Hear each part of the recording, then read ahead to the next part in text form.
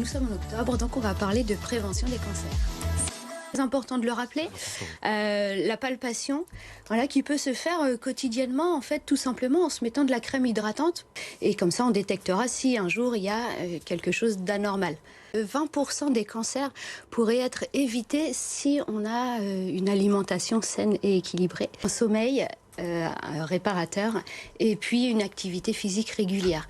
J'aime pas dire des aliments interdits, mais à éviter, par exemple, les aliments ultra transformés.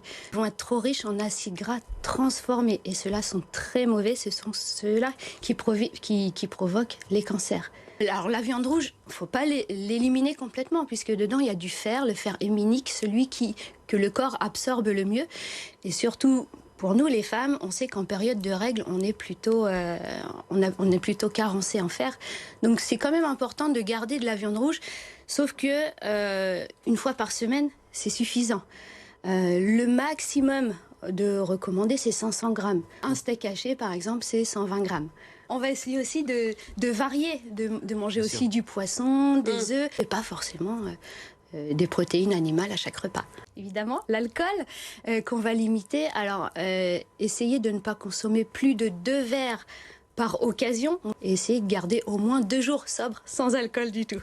Le lait de vache, on en a beaucoup parlé, ça favoriserait les tumeurs. On peut aller aussi vers d'autres produits laitiers, la brebis, la chèvre. Les produits laitiers, c'est le lait, c'est le fromage, les yaourts.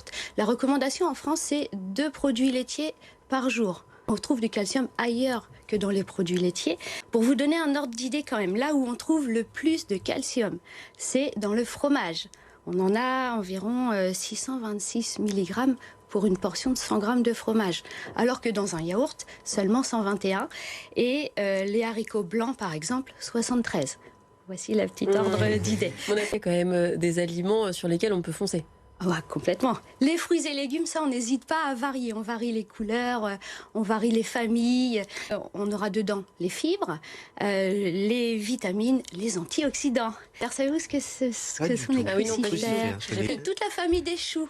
Ah oui. Et eux, ils sont fortement recommandés puisque dedans, il y aurait une substance reconnue anticancéreuse. Le sommeil, c'est réparateur, donc il ne faut pas lésiner sur le sommeil. Dormir au moins c'est 7 heures par nuit. Si vous ne les dormez pas en une fois, eh ben vous fractionnez votre sommeil et donc la sieste est indispensable. Un manque de sommeil, ça va provoquer un stress oxydatif, un risque d'inflammation. Ça a aussi une répercussion sur votre nutrition. On est attiré par les aliments gras, salés, sucrés, on se met à manger. Ce qui est facile à manger. Il faut bouger, il faut essayer de bouger toutes les heures, quitte à se mettre